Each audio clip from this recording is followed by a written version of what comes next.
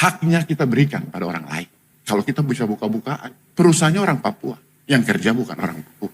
APBD tahun 2024 struktur APBD Kabupaten Mimika, 7.500 paket penunjukan langsung. Itu untuk orang Papua. Adakah harapan orang Papua di Undang-Undang Otonomi Khusus Jilid kedua? Persoalan otsus ini merupakan satu afirmasi untuk orang Papua. Undang-undang ini hadir, napasnya adalah afirmasi.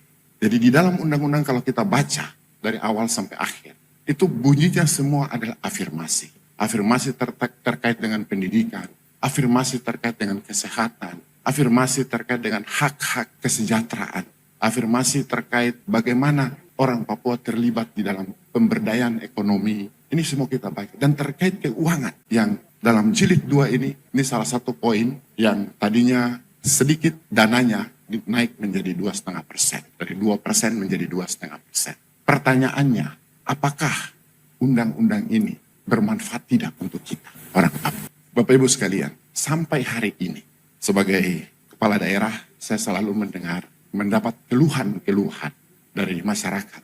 Terdengar bahwa terkesan kita sendiri belum paham apa itu otsus Papua. Ini persoalan kita. Terkadang kalau kita bicara otsus, terus ini otonomi khusus. Jadi kalau otonomi khusus itu berarti semuanya adalah untuk orang Papua. Benar.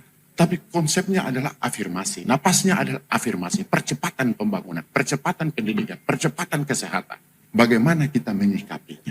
Pemerintah daerah sebagai ujung tombak di lapangan. Bagaimana kita terus melakukan sosialisasi untuk kepentingan-kepentingan ini. Salah satu contoh di Peraturan Presiden nomor 70 terkait pengadaan barang dan jasa.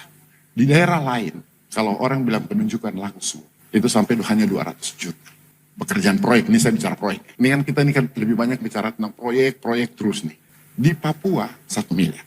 Ditujukan kepada orang Papua. Dan perusahaannya harus orang Papua. Persoalannya, banyak masih orang Papua berteriak.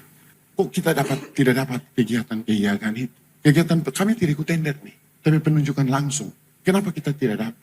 Bapak Ibu sekalian, di dalam struktur anggaran APBD kita, itu tercermin bahwa orang Papua diutama. Kita lihat ada kegiatan padat karya, ada kegiatan penunjukan langsung, ada kegiatan-kegiatan yang sifatnya harus ditujukan kepada masyarakat asli. Namun kita sendiri tidak paham soal ini.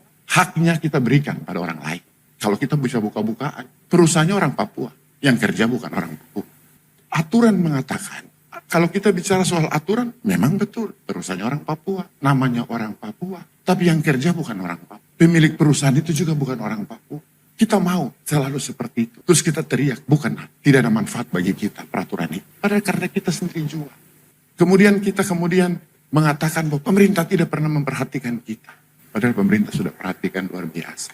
Anggaran penunjukan langsung APBD tahun 2024 struktur APBD Kabupaten Mimika. 7.500 paket penunjukan langsung. Itu untuk orang Papua.